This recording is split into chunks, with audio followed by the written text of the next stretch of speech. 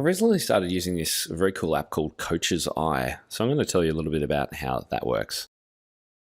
This is a great app for recording, slowing down and annotating videos.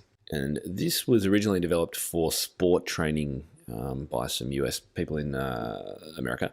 But it works equally for performance-based skill where seeing someone in slow motion can really help.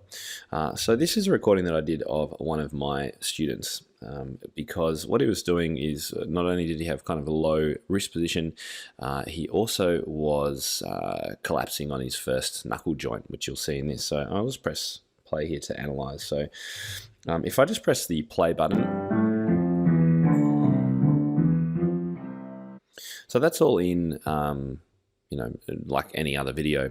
But the advantage here is that we can, just by using my finger on the bottom, I can, geez, that wrist position is a bit scary, isn't it?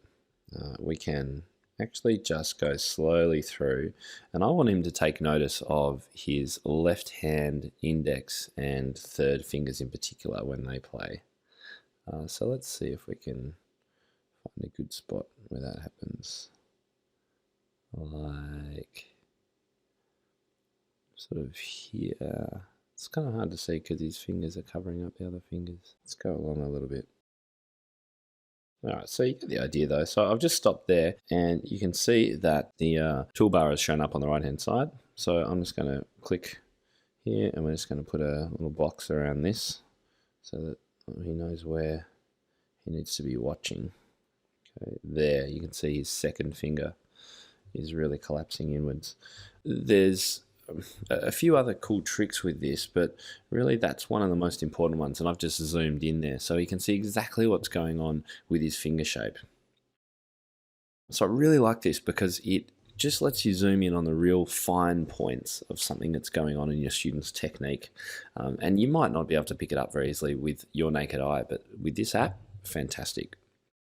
All right, so if I go done, I'm actually just going to close that one now. And I'm going to hold my finger down on it to bring it up again in this window. Sorry, I just forgot to show you. At the top right, it says compare. So what you could do is actually record two versions of him playing, and down here we just add the second one. Now I don't have a second one in this case, but let's just say it's this baseballer, and you could actually play them both at the same time. You could link the two together on the timeline and actually have them both moving in the same time frame, so you could see whether he has actually been able to improve his stance or whatever it was, his wrist position.